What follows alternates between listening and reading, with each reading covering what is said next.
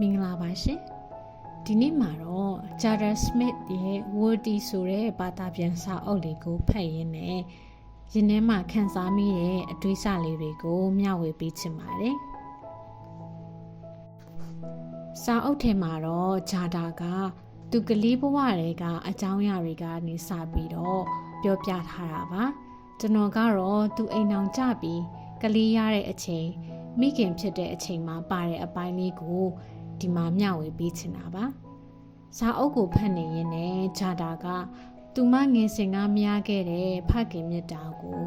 သူမရဲ့ကလေးတွေခံစားရတဲ့အခါပြန်လဲကြည်နူးမိတယ်ဆိုတာလေးပြောပြထားတဲ့အပိုင်းလေးပါသူကလေးတွေကဒက်ဒီလို့ခေါ်တန်းကြတိုင်းသူပျော်ရတယ်ဆိုတာလေးထည့်ရေးထားတယ်စာအုပ်ကိုဖတ်နေရင်လည်းအမေတယောက်ရဲ့ခံစားချက်ကိုပို့ပြီးတော့မှအရင်ကထက်နားလည်သွားတယ်လို့ခံစားလိုက်ရပါတယ်။ဒီဝတ်တီစာအုပ်ထဲမှာဂျာတာကသူငငယ်ကအဖေရဲ့မြတ်တာကိုမရခဲ့ဘူး။အဖေလို့ခေါ်ခွင့်မရခဲ့ဘူး။ဒါကြောင့်သူကလေးတွေရလာတဲ့အခါမှာသူ့ရဲ့ကလေးတွေကသူတို့အဖေကိုဒက်ဒီလို့ခေါ်တန်းကြရင်ကိုသူအယမ်းပျော်တယ်။သူ့ရဲ့ကွက်လက်နေရာကြီးပြည့်သွားတယ်လို့ခံစားရပြီးတော့သူ့ရဲ့သမီးနဲ့သူ့အမျိုးသားနဲ့စကားပြောနေတာကြည်ယုံနေတဲ့ရင်ကိုကြည်နူးရတယ်ဆိုပြီးတော့ရေးထားတာပါအဲ့တော့ဒီအပိုင်းလေးကိုသူပွန့်ပွန့်လင်းလင်းရေးထားတာလေးကိုဖတ်ရတဲ့အခါမှာအမေဆိုရင်လည်းဒီလိုစိတ်ပဲငါတို့ကိုအဖေတစ်ဖက်အမေတစ်ဖက်နဲ့လုံလုံချုံချုံစီစေချင်တာဖြစ်ခဲ့မှာပဲလို့ပြန်ပြီးတော့မှတွေးမိပြီးတော့အမေကိုသွားပြီးသတိရမိပါတယ်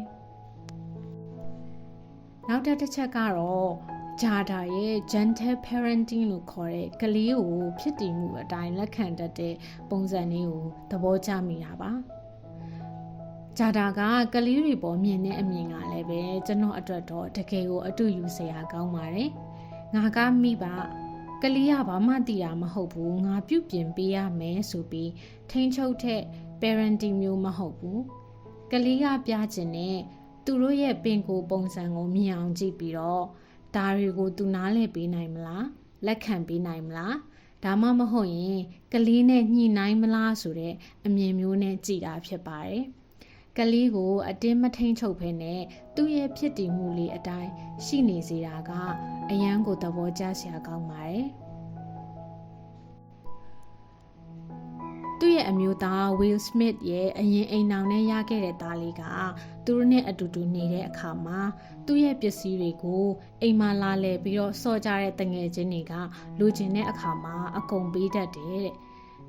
ဈေးကြီးတာတွေရော branded ပစ္စည်းတွေရောအကုန်ပြီးတော့ဂျာတာကသားဘာဖြစ်လို့ပေးတာလဲလို့ခေါ်မေးပါတယ်မိမိတို့ကသားကိုသုံးစီခြင်းလို့ဝယ်ပေးထားတာဖြစ်တာကြောင့်ဂျာတာကပြောပြတယ်အဲ့ဒီမှာသားကသားကိုဝယ်ပေးတာဆိုသားပစ္စည်းတွေဖြစ်သွားပြီမလားလို့ကလေးကပြန်ပြောတော့ဂျာတာကသူကိုယ်တိုင်တစ်ချက်ပြန်စဉ်းစားလိုက်ပါတယ်ကလေးပြောတာမှန်တာပဲဆိုပြီးနောက်တော့ဂျာတာကသူများကိုပေးမပစ္စည်းခြင်းတဲ့ပစ္စည်းဆိုရင်အဲ့ဒီပစ္စည်းလေးကိုသူ့သားကိုပေးတဲ့အခါမှာသားကိုသုံးစီခြင်းလို့မိမိကသားပီလိုထဲထည့်ထားလိုက်မယ်ဒါကိုတော့မိမိပစ္စည်းလို့မှတ်ထားပြီးနော်ဆိုပြီးပြောပြီးပေးပါတယ်တငယ်ချင်းတွေကိုပေးလို့ရတဲ့ပစ္စည်းမျိုးဆိုရင်တော့ဒါကတော့သားပစ္စည်းသားပိုင်နေနော်ဆိုပြီးတော့ပြီးပါတယ်9နှစ်6နှစ်အရွယ်ကလေးတယောက်ကိုဒီလိုမျိုးလေးပြောတာကိုလက်ခံပြီးတော့နားလဲတာမျိုးကိုသဘောကျမိပါတယ်စာမျက်နှာလေးတွေစီကနေရလိုက်တဲ့ဒီအသည့်တရားကမျိုးဆက်တစ်ခုနဲ့တစ်ခုကြားနားလည်မှုကိုပို့စေတယ်လို့ကဘာပေါ်ကမိဘတွေရဲ့ချစ်ချင်းမြတ်တာကိုလည်းပို့ပြီးတော့မြင်လာစေပါတယ်။စာဖတ်သူတို့ရော